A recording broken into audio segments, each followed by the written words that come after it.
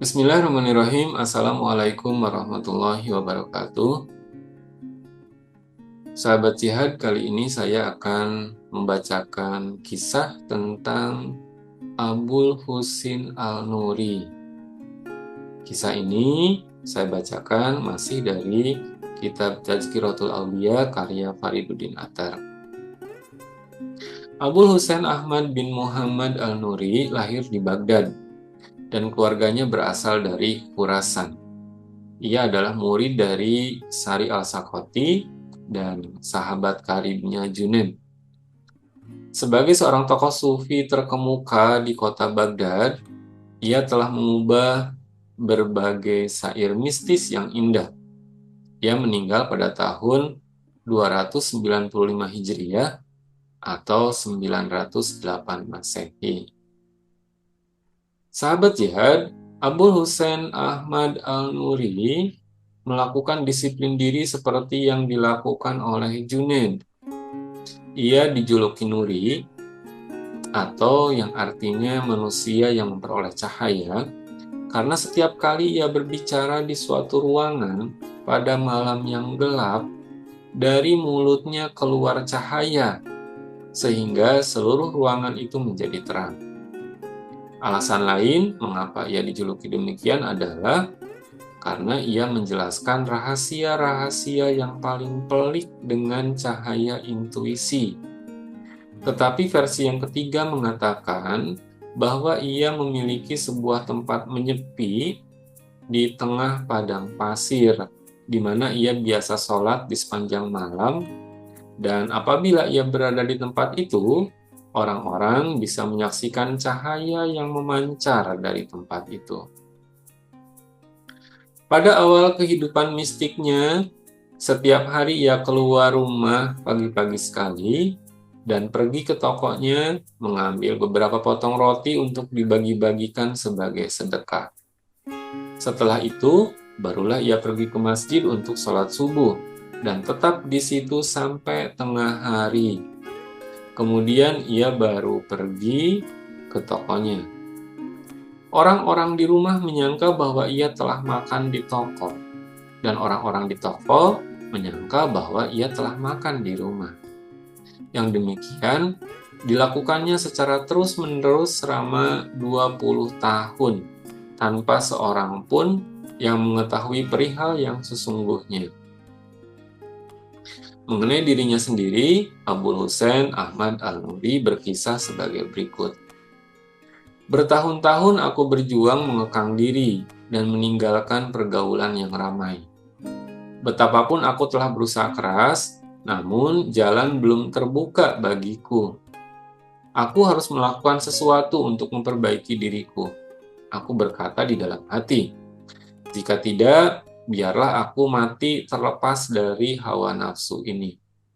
Wahai jasadku, aku berkata, bertahun-tahun sudah engkau menuruti hawa nafsumu sendiri. Makan, melihat, mendengar, berjalan-jalan, mengambil, tidur, bersenang-senang, dan memuaskan hasratmu. Sungguh semua itu akan mencelakakanmu. Sekarang masuklah ke dalam penjara, akan kubelenggu dirimu, dan kukalungkan kepada lehermu segala kewajiban kepada Allah. Jika engkau sanggup bertahan dalam keadaan seperti itu, engkau pasti meraih kebahagiaan.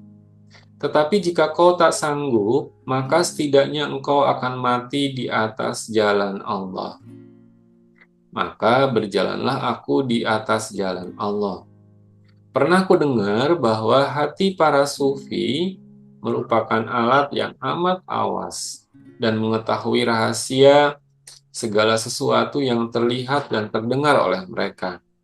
Karena aku sendiri tak memiliki hati yang seperti itu, maka aku pun berkata kepada diriku sendiri, ucapan-ucapan para nabi dan manusia-manusia suci adalah benar.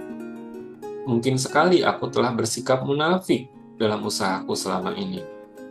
Dan kegagalanku ini adalah karena kesalahanku sendiri. Di sini tak ada tempat untuk berbeda pendapat. Sekarang aku ingin merenungi diriku sendiri sehingga aku benar-benar mengenalnya. Maka aku merenungi diriku sendiri. Ternyata kesalahanku adalah bahwa hati dan hawa nafsuku bersatu. Bila hati dan hawa nafsu berpadu, celakalah. Karena jika ada sesuatu yang menyinari hati, maka hawa nafsu akan menyerap sebagian daripadanya.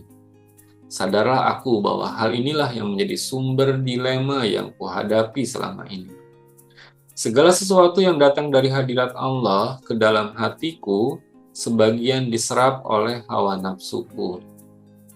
Sejak saat itu, segala perbuatan yang diperkenankan oleh hawa nafsuku tidak kulakukan. Yang aku lakukan adalah hal-hal lain yang tidak disukainya. Misalnya, apabila hawa nafsuku berkenan jika aku sholat, berpuasa, bersedekah, menyepi, atau bergaul dengan sahabat-sahabatku, maka aku melakukan hal yang sebaliknya. Akhirnya segala hal yang diperkenankan hawa nafsuku bisa kubuang, dan rahasia-rahasia mistik mulai terbuka di dalam diriku. Siapakah engkau? Aku bertanya. Aku adalah mutiara dari lubuk tanpa hasrat, terdengar jawaban. Katakan kepada murid-muridmu, lubukku adalah lubuk tanpa hasrat, dan mutiaraku adalah mutiara dari lubuk tanpa tujuan. Kemudian aku turun ke sungai Tigris dan berdiri di antara dua buah perahu. Aku tidak akan beranjak dari tempat ini, aku berkata, sebelum ikan terjerat ke dalam jalaku. Akhirnya masuklah seekor ikan ke dalam jalaku. Ketika aku angkat jalaku itu, aku pun berseru, Alhamdulillah, perjuanganku telah berhasil. Aku mengunjungi Junaid dan berkata kepadanya, sebuah karunia telah dilimpahkan kepadaku. Abul Husain Ahmad Al-Nuri. Junaid menjawab, bila yang terjerat oleh jalakmu itu adalah seekor ular, bukan seekor ikan, itulah pertanda sebuah karunia, karena engkau sendiri telah campur tangan. Hal itu hanyalah sebuah tipuan, bukan sebuah karunia. Tanda dari suatu karunia adalah bahwa engkau sama sekali tidak ada di sana lagi. Sahabat jihad, ketika Ghulam Khalil menyatakan perang terhadap para sufi, ia pergi menghadap khalifah dan mencela mereka. Orang-orang telah menyaksikan beberapa kelompok sufi berdendang-dendang, menari-nari dan menghujat. Sepanjang hari mereka berjalan hilir mudik, dan di malam hari mereka bersembunyi di dalam kuburan-kuburan bawah tanah dan berkhutbah. Sufi-sufi ini adalah manusia-manusia bid'ah. Seandainya pangeran kaum muslimin bersedia mengeluarkan perintah agar sufi-sufi ini dibunuh, niscaya doktrin bid'ah akan musnah. Karena sesungguhnya mereka itulah pemimpin-pemimpin para bid'ah. Jika hal ini dilakukan oleh pangeran kaum muslimin, aku jamin bahwa ia akan memperoleh pahala yang berlimpah. Khalifah segera memerintahkan agar Abul Hamzah, Rakam, Sibli, Nuri, dan Junaid dibawa ke hadapannya. Setelah semuanya berkumpul, Khalifah memerintahkan agar mereka dibunuh. Al-Gojo mula-mula hendak memancung Rakam, tetapi Nuri melompat, menerjang maju dan berdiri menggantikan Rakam. Bunuhlah aku yang sedang tertawa-tawa bahagia ini terlebih dahulu, kata Nuri. Belum tiba giliranmu, jawab si Al-Gojo. Sebuah pedang bukanlah sebuah senjata yang harus dipergunakan secara tergesa-gesa. Jalanku ini berdasarkan kecintaan, Nuri menjelaskan. Aku lebih mencintai sahabatku daripada diriku sendiri. Yang paling berharga di atas dunia ini adalah kehidupan. Aku ingin memberikan beberapa saat kehidupan kepada saudara-saudaraku ini. Karena itulah aku ingin mengorbankan hidupku sendiri. Kalau aku berpendapat bahwa sesaat di atas dunia jauh lebih berharga daripada 1000 tahun di akhirat. Dunia ini adalah tempat berbakti, dan akhirat adalah tempat yang dekat kepada Allah. Sedang untuk menghampirinya harus berbakti kepadanya. Ucapan-ucapan Nuri ini disampaikan kepada khalifah yang menjadi sangat kagum karena ketulusan dan kejujuran Nuri tersebut.